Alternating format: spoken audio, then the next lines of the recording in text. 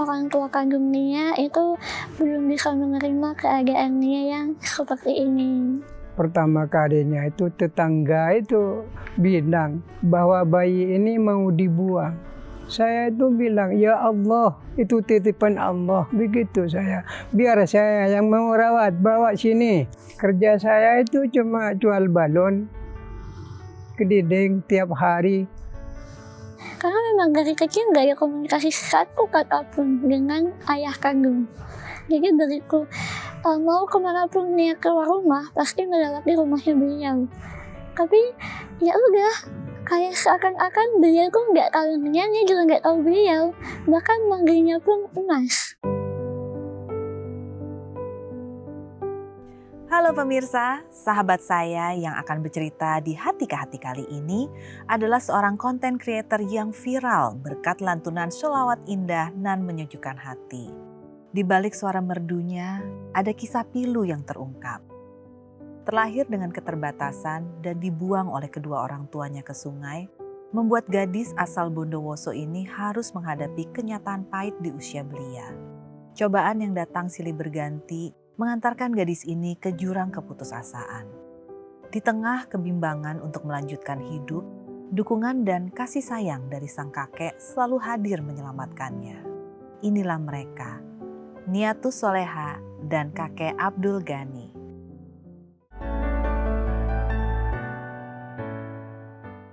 Halo, apa kabar Nia? Kakek Abdul apa kabar? Baik. Aduh. Kalau selama ini ya, saya itu melihat Nia dari sosial medianya Nia. Iya. Itu tidak pernah terbayangkan ternyata pas ketemu langsung. Emang makeupnya segitu bagusnya? Bagus banget. Ini Nia makeup sendiri nih hari Iya. ini? Eyelinernya rapi banget, Masya Allah. alisnya juga. Aduh bener deh, saya sampai tadi tuh sempat ya pemirsa pas ngeliat, kok kayaknya makeup saya agak kurangnya jauh banget ya dibandingin Nia. Padahal kalau kita sama-sama, maaf ya Nia boleh ya, saya memiliki tangan yang sempurna. Nia memiliki keterbatasan yang jauh dari saya. Tapi karya di wajahnya, saya sama-sama makeup sendiri. Nia itu banget, bagus banget. Nia, salah satu postingan Nia di sosial media Nia itu yang menyentuh hati saya pada saat Nia sedang melantunkan sholawat yang begitu indah. Masya Allah. Tapi mendengar melalui gadget tentu akan beda kalau kita mendengarkan secara langsung. Boleh dong, pingin ikut dengar sih. Boleh. Bebas ya. Iya. Saya jadi malu nih. Allahumma sholli wa sallim ala sayyidina Muhammadin sahibil busyara salatan tubashiruna biha wa ahlana wa awladana wa jami'a masyaikhina wa mu'allimina wa talabatana wa talibatina min yaumina hadza ila yaumil akhirah. Allahumma shalli ala Muhammad. Luar biasa sekali. Kakek Abdul udah sering ya denger ya. Gimana rasanya mendengar itu setiap ada kesempatan? Ya alhamdulillah. Saya doakan saja terus semoga anak saya itu dijadikan anak yang sholehah begitu.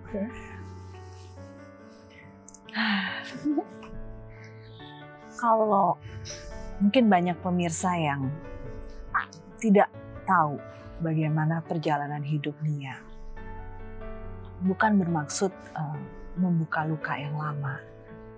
Tapi dari apa yang disampaikan oleh kakek Abdul, saya merasakan satu bentuk ketulusan yang luar biasa. Betul. Mungkin Nia bisa bercerita. Kalau saya tidak tahu, tapi saya rasa ini kata-kata yang paling tepat. Bagaimana pertemuan Nia dengan kakek Abdul. Kenapa saya milih kata pertemuan? Karena memang cerita yang dimiliki Nia dan kakek Abdul ini, kalau kita bilang, oh seperti sinetron, apa adanya. Tapi saya biarkan Nia mungkin yang bisa bercerita. Ya, sama. Dulu ketika saya masih pertama kali tahu dengan keadaan yang sudah terjadi, kayaknya pertama yang saya bilang, kok kayak sinetron ya, gitu. Perasaan dulu saya melihat cerita-cerita ini hanya di televisi atau dimanapun itu, tapi kok merasa itu nyata di kehidupan saya pribadi, gitu. Ya, pertemuan sama kakek yang saat ini aku panggil ayah. Jadi emang kan pada dasarnya saya tidak mengetahui bahwa beliau ini adalah kakek. Jadi saya tahunya beliau adalah orang tua kandung. Tapi dengan seiring berjalannya waktu, dengan perlahan Allah tuh ngasih jalan keterbukaan dengan semua kejadian yang nyata.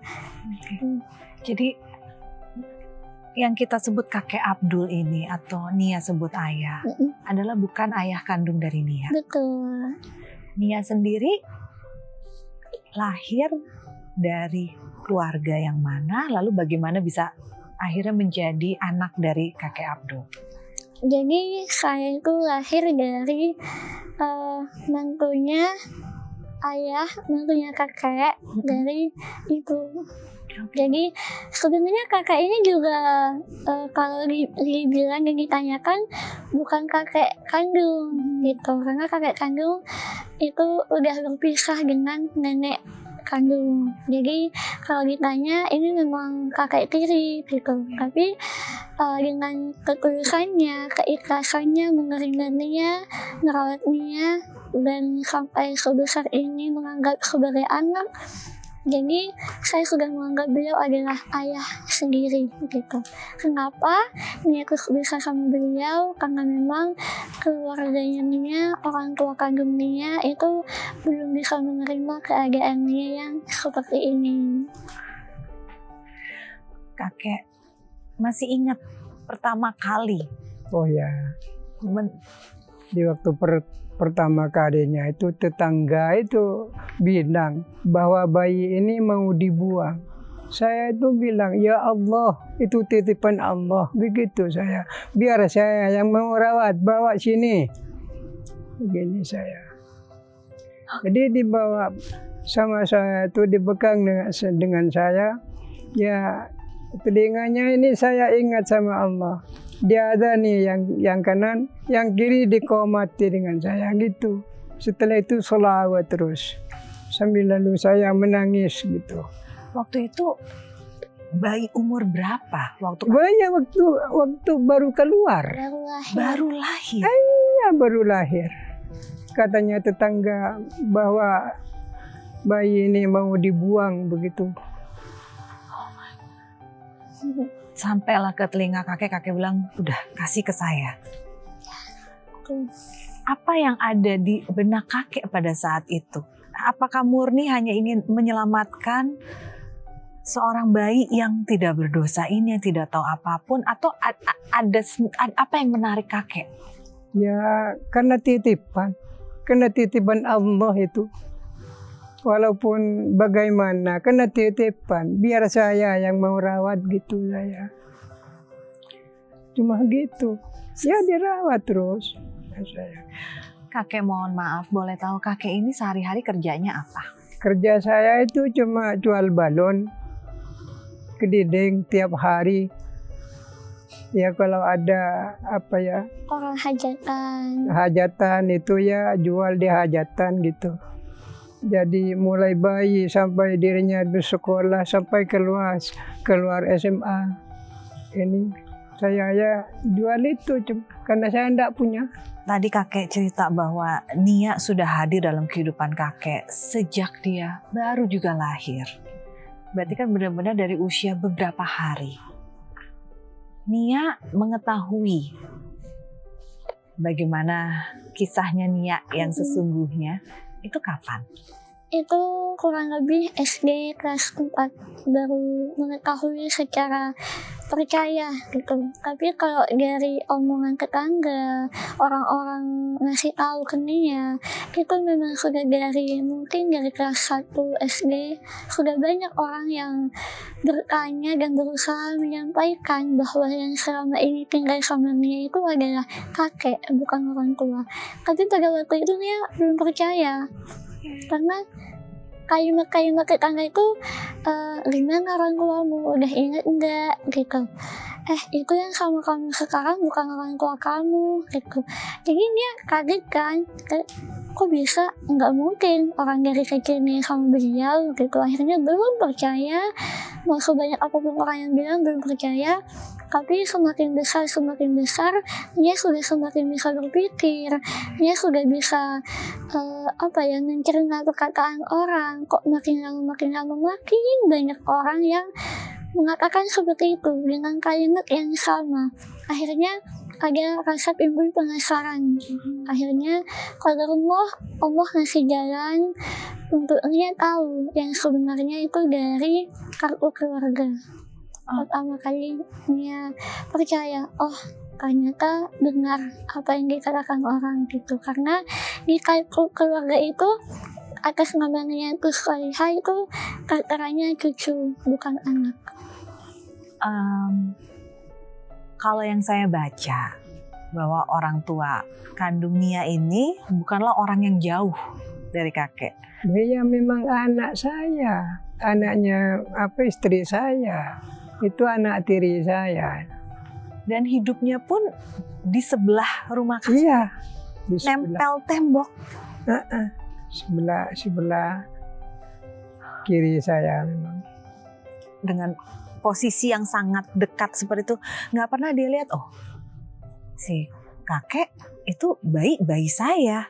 Ternyata bayi saya diterima oleh kakek. Nggak ada upaya untuk buka omongan, ngobrol dengan kakek, atau apa yang ingin diceritakan dari pihak mereka, kenapa pertimbangannya. Tidak ada, cuma itu karena anak ini sudah mau dibuang. Kalau sudah tidak mau apa? Mau nanyakan gini, kan gitu. Ya tidak ada apa-apa. Cuma semoga ya ayahnya Nia ini semuanya supaya menerima. Semoga lekas menerima bahwa dia anaknya. Karena ini sudah kudrat, sudah takdir begitu dari Allah. Kan begitu. Anugerah dari Allah. Semoga lekas sadar. Semoga lekas mengaku bahwa Niatus ini anaknya. Nia pernah bertemu dengan orang tua? Sering, bahkan dari kecil pun sering. Cuman emang maka dari itu harus percaya bukan hanya dari kartu keluarga. Dari kartu keluarga itu harus percayanya mungkin 50%. 50% masih dipertanyakan. Tapi kembali lagi itu flashback dengan hal-hal yang menurut Nia, iya juga ya, selama ini kenapa Nia gak pernah berkomunikasi dengan orang sebelah. Kenapa selama ini kayak orang bermusuhan? Karena memang dari kecil gak ada komunikasi satu kata pun dengan ayah kandung. Jadi dariku mau kemanapun Nia keluar rumah pasti melewati rumahnya beliau. Tapi ya udah, kayak seakan-akan beliau tuh nggak tahu Nia juga nggak tahu beliau. Bahkan manggilnya pun Mas. Jadi Nia tuh sadarnya mereka adalah tetangga gitu, bukan orang tua. Setelah Nia tahu yang sebenarnya terjadi, pernah coba membuka percakapan apapun? Enggak sama sekali, karena yang pernah mencoba mendekati atau saat hari raya salam-salaman, nah itu beliau sendiri emang udah ngejauh dari kecil. Itu udah sama sekali kayak orang bermusuhan, tidak ada tegur sapa sama sekali. Nia sendiri kan kalau dari keluarga kandung memiliki kakak 2 ya? Ya. Bagaimana hubungannya dengan kakak? Baik sekali. Dan mereka sangat menjaga. Karena mereka kan tinggalnya sama kakek nenek juga. Sering bolak-balik ke rumahnya kakek nenek. Jadi kalau Nia mau ke sekolah, kadang dianterin beliau. Kalau Mas nggak ada, Kadang juga beliau paling marah ketika ada yang ngebully Nia. Boleh nanya Paling nggak nggak sih, terima. orang itu kalau ngebully Nia, apa sih omongannya seperti apa sih? Banyak sih, sampai lupa kata-katanya. Tapi ada yang bilang lah, ih gak ada kangen, ih gimana nulisnya gitu. Ih dasar buntung, ih anak yang gak bisa apa-apa. Pokoknya sering direndahkan, sering diremehkan, seakan dia tuh gak bisa apa-apa di dunia ini. Gitu. Terus bagaimana bisa sekuat ini? Butuh proses untuk berdamai dengan keadaan. Sebenarnya kalau ditanya kenapa sekuat sekarang, melalui proses yang sangat panjang, karena dengan kondisinya yang seperti ini itu udah cukup berat. Nia itu butuh support sistem dari keluarga. Tapi kalau Allah juga menguji latar belakang keluarga, dan itu adalah dua hal yang sangat berat untuk dilalui. Karena semangat dari kakek, semangat dari nenek, dan orang-orang tersayang yang ada padanya, mungkin itulah yang membuat Nia bangkit untuk ya udah, yang nggak suka sama kamu biarin, kamu harus berjuang terhadap orang-orang yang sudah menyayangimu. Karena pada dasarnya mau bagaimanapun, sebaik apapun kamu, jika dia sudah tidak suka denganmu, tetap kamu akan duduk di matanya mereka.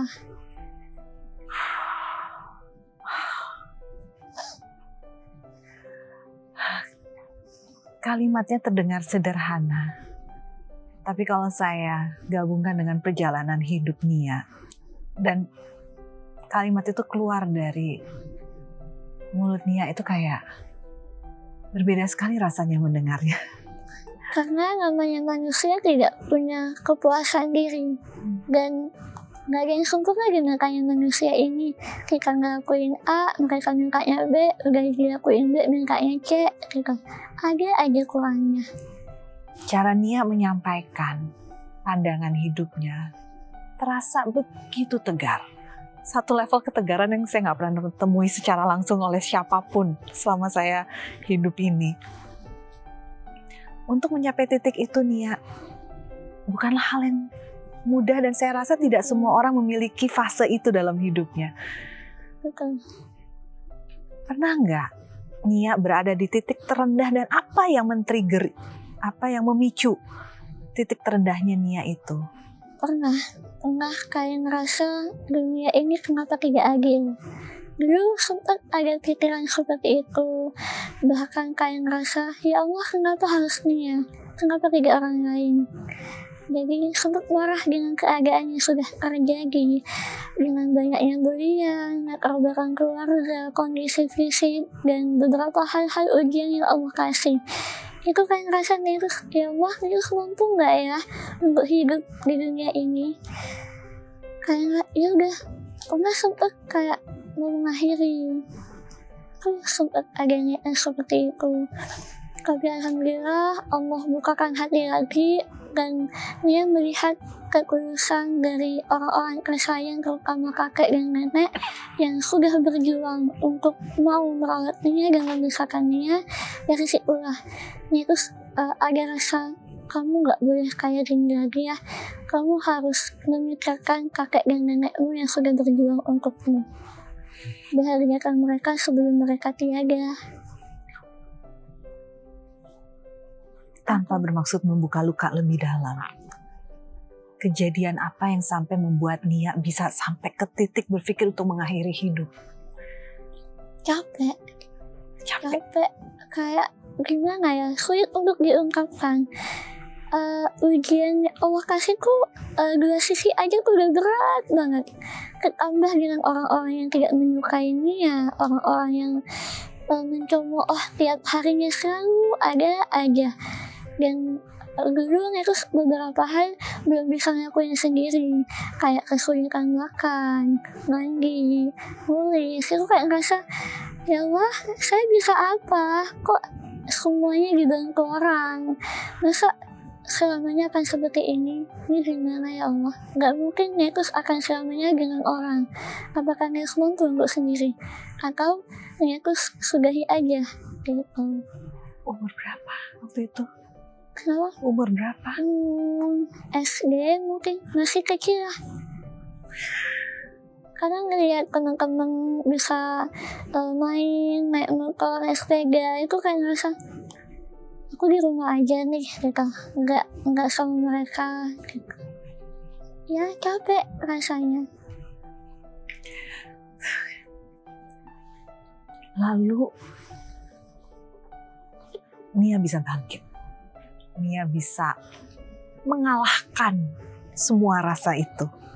Dan sekarang seperti saya bilang, ya pemirsa bisa lihat sendiri, makeupnya Nia jauh lebih bagus daripada banyak orang. Bahkan dari saya ngeliatnya juga, aduh luar biasa sekali. Padahal tadi Nia bilang, untuk makan aja itu menjadi kesulitan. Untuk nulis harus minta bantuan orang. Bagaimana itu prosesnya? Momentum apa yang sampainya akhirnya Nia berhasil untuk, enggak, saya tidak mau menyerah dengan semua ini. Dengan kekurangan ini saya nggak mau menyerah. Saya harus bisa. Bagaimana? Ternyata di balik Nia yang seperti ini masih banyak banget orang-orang yang lebih Allah uji. Dengan tidak adanya kaki mereka, dengan tidak adanya tangan mereka, tidak bisa melihat dunia, itu memotivasi Nia banget bahwa sebenarnya ujiannya tidak seberapa daripada mereka. Nia masih bisa jalan, Nia masih bisa melihat apa yang harus Nia keluhkan gitu di balik mereka yang jauh lebih berat ujiannya. Nah dari situlah Nia kayak muncul, jangan merasa ujianmu paling berat, karena di dunia ini masih ada yang lebih berat dari kamu. Kamu harus bersyukur atas semua keadaanmu. Seperti Fabi ayyi ala rabbikuma tukadziban, nikmat Tuhanmu yang manakah yang kamu dustakan. Itulah yang membuat ayat itu benar-benar memotivasi Nia banget. Nikmat apa yang didustakan? Allah tuh punya rencana baik untuk kamu. Allah itu memilih kamu karena kamu tuh mampu untuk melaluinya. Dan Allah tidak akan pernah salah memilih hambanya untuk diberikan sebuah cobaan dan ujian. Akan ada hikmah di balik itu semuanya. Gitu. Nia, kalau tadi Kakek Abdul bolak-balik bercerita bahwa yang menguatkan adalah bentuk komitmen. Pada awal dia menerima Nia dalam hidupnya bersama dengan nenek, ya ini adalah titipan yang harus saya berikan yang terbaik dalam hidupnya. Itu juga sering Nia dengar dari beliau kepada Nia. Makanya itu menjadi motivasi terbesar Nia. Kakek, bagaimana Nia di mata kakek? Sosoknya setelah sekian tahun bersama, setelah menjadi seperti Nia sekarang. Ya alhamdulillah. Kakek ini bangga bahwa anak saya sudah pintar, sudah cerdas, tahu cari makan sendiri, malahan sudah membantu kakek. Itu alhamdulillah, saya doakan saja sama Allah, semoga derajatnya itu tinggi. Amin. Semoga jadi orang-orang yang derajatnya tinggi, yang berguna sama bangsa dan negara, lebih-lebih sama Allah. Itu doa saya cuma tiap hari, tiap malam, ya gitu saya doa. Karena anak saya sudah membantu saya sudah dibawa ke Mekah dengan neneknya. Dari anak saya. Alhamdulillah, Allah catat Nia dan kakek, nenek untuk berangkat ke tanah suci, walaupun itu melalui wasilah orang lain. Luar biasa sekali. Seandainya saya tak begini, tak mungkin saya itu sampai ke sini, tak mungkin saya sampai ke Mekah, kan begitu. Karena ada hidayah mungkin dari Allah. Ya itu dah pelantara dari anak saya. Ketulusan yang luar biasa saya rasakan sekali pada saat hari ini. Bagaimana seorang manusia bisa berbuat lebih dalam hidupnya karena menjadi satu panggilan hati yang tidak bisa dijelaskan dengan kata-kata dan tidak bisa ada logika yang bisa menggambarkannya. Nia, kamu pernah berada di titik terendah sampai berpikir untuk mengakhiri hidup kamu di usia yang masih sangat muda. Berarti kan perjalanan kamu masih sekali panjang untuk sampai kamu mendapatkan titik kestabilan hidup, ketenangan hidup seperti sekarang. Kalau kita lihat Nia berhasil menjadi content creator sampai dengan followersnya 7 juta. 1,7 juta. Amin, 7 juta menjadi doa kita bersama, amin.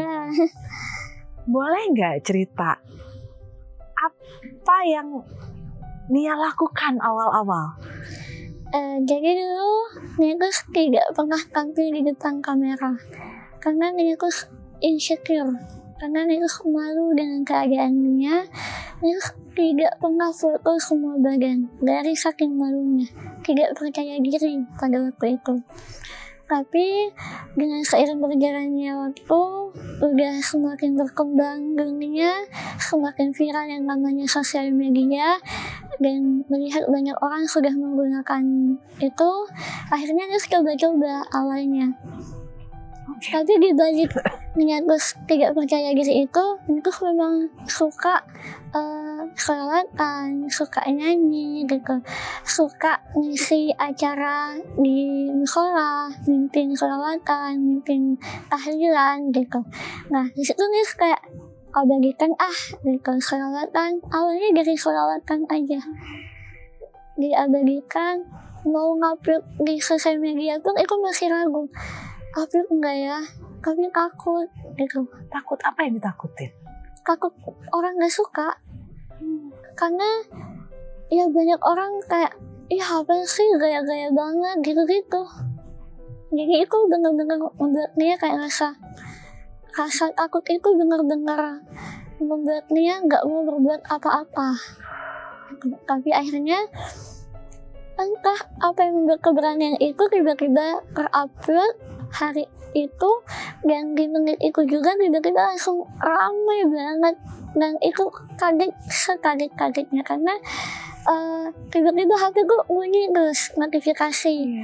Terus cek lah aplikasi hijau, nggak ada kok sepi. Terus ternyata di aplikasi sebelah ramai banget. Ya Allah, ini gimana kok serame ini, jadi takut. Terus selang beberapa jam tiba-tiba pindah ke aplikasi sebelah ramenya, sampai banyak yang repost ke beberapa platform sebelah gitu. Akhirnya kayak aduh gimana ya, aku kehujan gitu. Akhirnya melihat komentar-komentar, ternyata banyak yang support, banyak yang enggak juga. Tapi dari situlah nih ngerasa ya Allah, ternyata banyak ya yang sayang sama Nia. Walaupun di dunia nyata Nia itu sebanyak yang membenci, tapi di sosial media masih banyak yang menyemangati, yang mendoakan, yang mengharapkan kesuksesan Nia. Dari situlah rasa bangkitnya semakin hadir lagi. Gitu. Lalu dari sholawat sampai akhirnya sekarang, saya tuh sampai ngeliatin nih, aduh kalau Nia bisa, masa saya enggak? Itu ada loh. Iya. Sampai akhirnya bisa make up, bisa apa. Itu bagaimana ceritanya bisa beralih ke sana? Karena dulu kan masih istiqomah kontennya sholawatan. Nah semakin mengerti dunia perkonten kreator, akhirnya ada pikiran kenapa saya cuma ngambil di satu bidang aja. Kalau saya ngambil di satu bidang, maka follower saya kemungkinan hanya akan di bidang itu aja. Apa enggak saya coba di bidang-bidang yang lain seperti make up, fashion dan lain-lain. Cobalah saya coba, dan saya merasa mampu di situ. Ternyata banyak orang yang suka dan banyak orang yang termotivasi dengan keterbisaannya itu. Akhirnya terlanjutkan lah. Wah ternyata konten seperti ini juga bermanfaat untuk ditonton orang. Akhirnya Nia terus lanjutkan. Dari situ Nia terus Yang pertama harus mengasah bakat, terus belajar. Yang kedua juga memotivasi orang bahwa janganlah jadi beda karena keadaan, dan janganlah jadi rendah karena perbedaan. Sebab kita adalah orang-orang pilihan yang insya Allah akan menjadi kebanggaan. Wow. Kakek, seberapa bangga sih memiliki Nia dalam hidup kakek? Ya alhamdulillah, alhamdulillah. Syukur saya alhamdulillah sudah bangga, gembira. Kakek pernah terbayang nggak kalau bayi yang kakek terima pada saat itu sekarang sudah duduk di bangku kuliah? Ya, Pernah nggak terbayangkan nanti anak ini akan kuliah seperti ini, seperti apa yang Nia sekarang ini? dulu ya di waktu kecilnya itu di masa umur 3 tahun apa 4 tahun gitu. Itu mau sekolah. Dengan saya tuh mau sekolah apa nak kamu? Mau sekolah dasar karena apa bicaranya itu masih belum tepat ya. Mau sekolah dasar. Tuh nak gitu saya.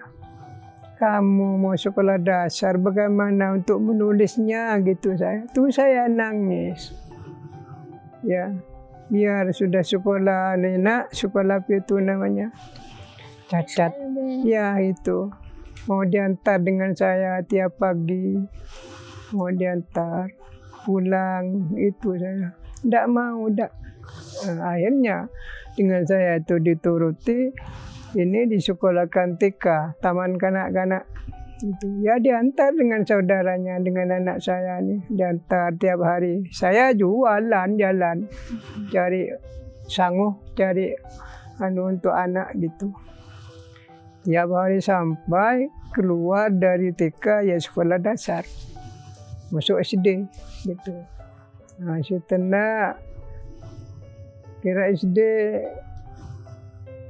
kelas 4 itu apa ya, menjual apa itu namanya sama teman-temannya. Apa itu? Ini Dulu dari SD tuh Mil sudah jualan makanan, jualan itu. aksesoris, Ya untuk lukisan. Ini kami ngejual. cari sendiri waktu Ya, itu. karena Bantu mungkin saya sambil itu. mungkin udah kreatif dari kakek yang tiap hari jualan. Akhirnya Mil kayak ngerasa setelah tahu bahwa nextnya dari cucunya, timbullah pemikiran sebenarnya Nia ini bukan tanggung jawab beliau, tapi beliau berusaha untuk menafkahi Nia tanpa kewajibannya beliau. Gitu. Akhirnya di situ Nia merasa, ya Allah berikanlah Nia kemudahan untuk bisa membantu perekonomian keluarga. Di kelas 4 SD. Iya. Udah Akhirnya dari SD itu kelas jualan. 4 tuh udah jualan itu.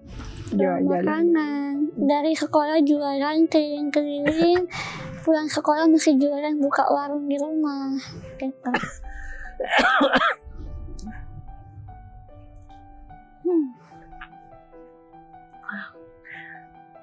Gimana rasanya kakek pada saat itu? Ya di waktu itu saya tuh itu bertanya sama anak ini, kamu sekolah SD ini mau jadi apa? Gini kan, saya mau jadi dosen gitu. Jawabnya sama saya, oh ya alhamdulillah nak, saya doakan gitu saya. Ingin menjadi dosen itu. Ya mau jadi dosen gitu. Dulu. Itu cita-citanya dulu. Dan sekarang Nia kuliah. Pendidikan anak usia dini. Kenapa pilih itu? Ya, salah satunya pengen jadi orang tua yang baik untuk anak-anak nanti. Pengen memperbaiki hal-hal yang sudah terjadi, semoga tidak akan terulang di masa depan nanti. Bahkan di saat kuliah pun, namanya kan perkuliahannya anak usia gini ya. Jadi di situ pembelajarannya adalah bagaimana cara orang tua mendidik anak. Nah itu beberapa kali ada kejadian Nia udah ngerasa apa yang diterangkan oleh dosen itu tidak dirasakan oleh Nia. Jadi kayak Nia sudah berusaha menahan air mata di kelas, tiba-tiba nangis aja. kayak ngerasa ternyata ini loh tanggung jawabnya orang tua, tapi kenapa orang tua ini tidak seperti ini? Terus perlakuan orang tua harusnya seperti ini, ya Allah, kenapa orang tuanya seperti ini? Gitu. Jadi kayak terbayang aja. Jadi akhirnya yang tadinya pembelajaran, dosen bertanya kenapa nangis, terus nggak bisa jawab, akhirnya dipaksa untuk menjawab, jadi harus satu kelas. Nangis semuanya akhirnya. Kalau ada kesempatan, Nia ingin menyampaikan kepada semua orang tua di luar sana, pembelajaran apa yang harus dipegang saat seseorang memutuskan menjadi orang tua?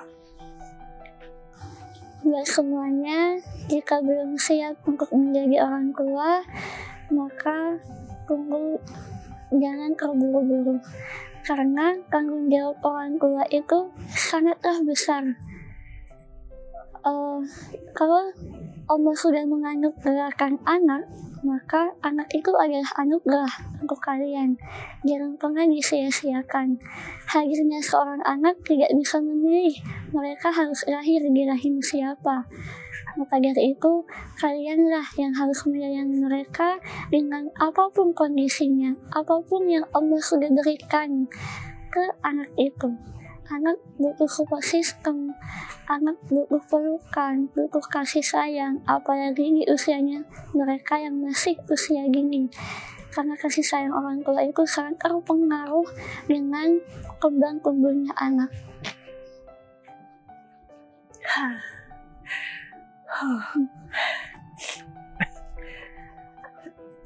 Beda sekali ya rasanya kalau mendengar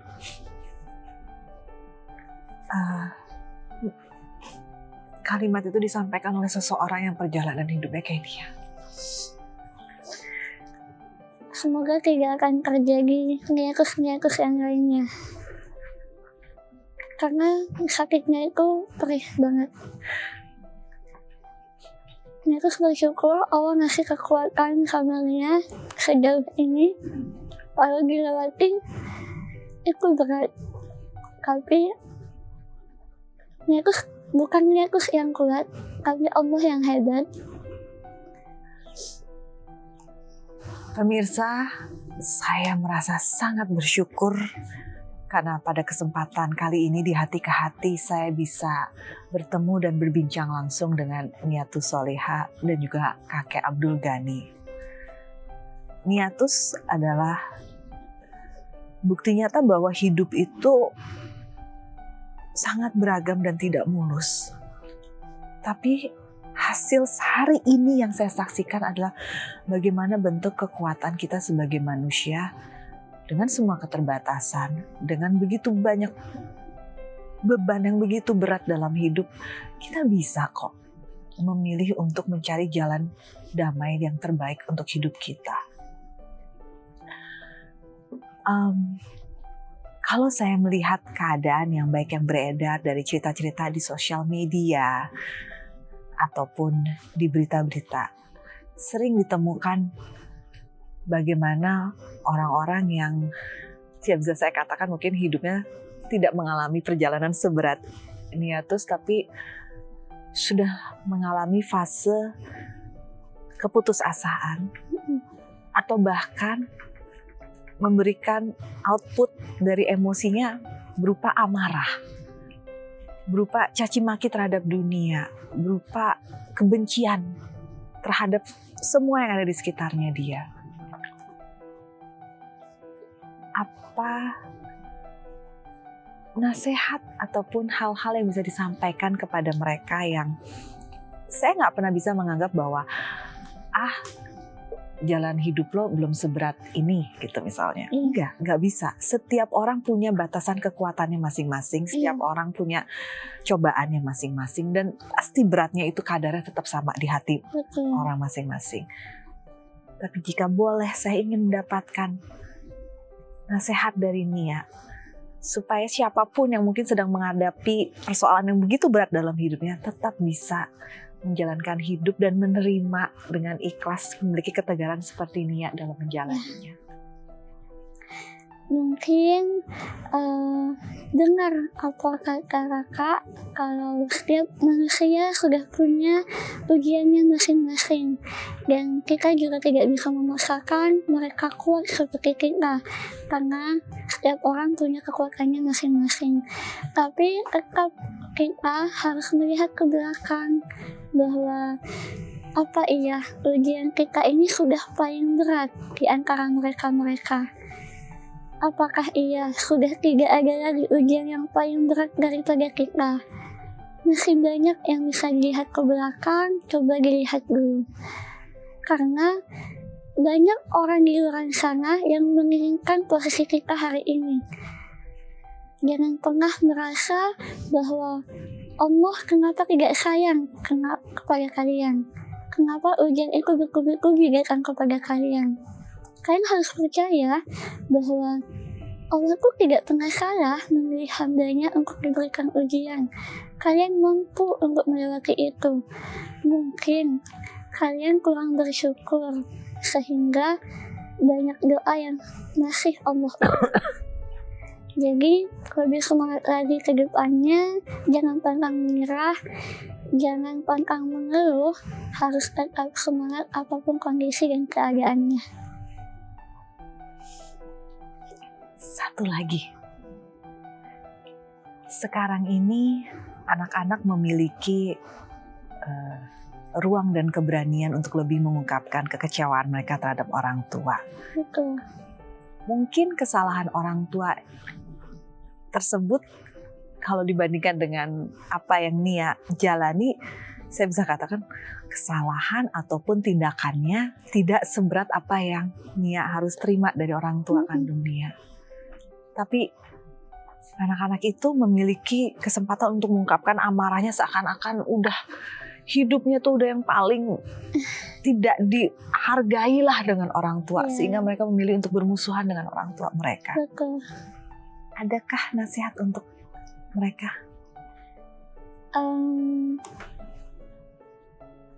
Ruangan tanpa lampu aja gelap, apalagi ruangan tanpa kedua orang tua. Jadi jangan pernah menyia-nyiakan kesempatan. Hargailah orang tua kalian, apapun kondisinya, apapun ceritanya. Karena yang namanya hidup tidak ada cerita yang sempurna. Pasti akan ada sesuatu hal yang salah, namanya juga manusia. Kalian harus ingat, Allah aja Maha Pemaaf. Kenapa kalian tidak? Jadi, misalkan orang tua kita berbuat salah, yang menurut kalian, enggak, ini orang tuaku enggak benar nih ngajarinnya. Tetap aja, namanya manusia, mereka manusia, kan harus memaafkan. Karena di balik itu, pasti ada maksud dan tujuannya. Kalian harus percaya, orang tua itu adalah surga dari kalian semuanya. Apapun ceritanya, apapun masalahnya, cobalah berdamai dengan keadaan, maafkan masa lalu. Tetaplah melangkah, jangan pernah menyerah. Walaupun jalan kalian banyak kali godaannya, banyak kali lubangnya. Sejatinya cerita buruk bukan berarti kan selamanya terus buruk. Tinggal bagaimana kalian bisa memaafkan keadaan dan bisa berdamai dan bisa berdamai di masa depan.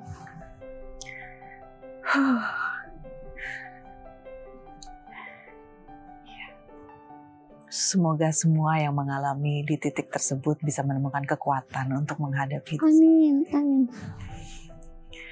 Kakek, kalau bisa menyampaikan beberapa pesan kepada orang tua Nia, pesan apa sih yang pengen disampaikan? Bagaimana ya? Untuk saya menyampaikan kepada orang tua Nia ini, cuma saya memohon semoga cepat-cepat sadar bahwa Niatus ini anaknya. Begitu saya. Karena sudah anugerah dari Allah. Semoga ayahnya lekas sadar, lekas mengakui bahwa keadaan anaknya ini. Begitu. Apakah Mas? Ya, untuk saya itu menyampaikan bagaimana ya. Kan tak sampai hati saya untuk menyampaikan sama ayahnya. Karena ayahnya ini kan sudah benci. Mau apa saya?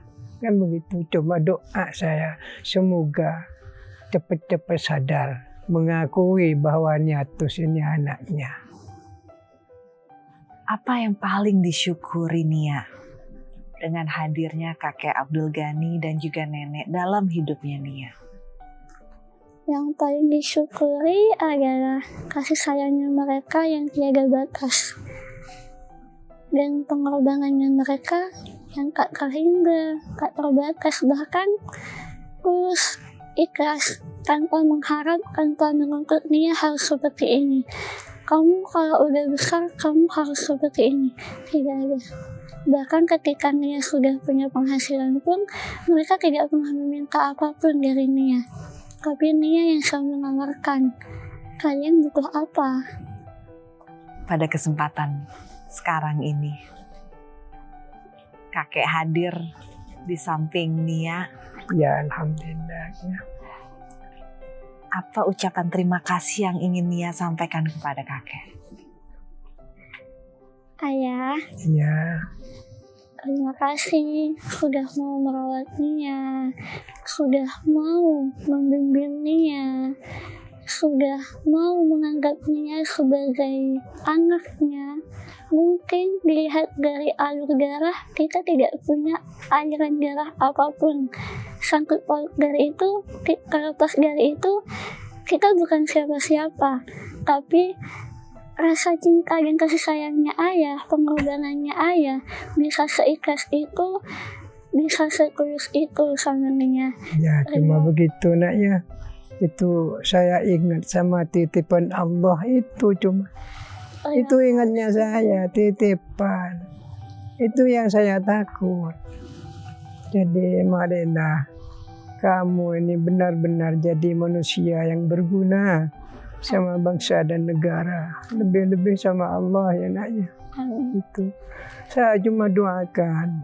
Semoga apa cita-citamu supaya tercapai. Jangan putus asa, walaupun seberat bagaimana, tebuslah itu. Biar saya doa, semoga selamat kamu. Amin. Dan maafkan Nia jika Nia belum bisa menjadi anak yang ayah mau. Maafkan Nia jika Nia masih banyak salah, masih banyak membantah, masih belum bisa membahagiakan ayah sama nenek. Doakan Nia semoga Nia bisa terus berkembang lebih baik. Doakan Nia semoga Nia bisa mengangkat derajat keluarga kita dan bisa membuktiin kepada mereka-mereka yang mereka bilang Nia hanya menjadi beban. Ya amin, alhamdulillah. Ya semoga nak cita-citamu tercapai. Amin. Semoga Allah itu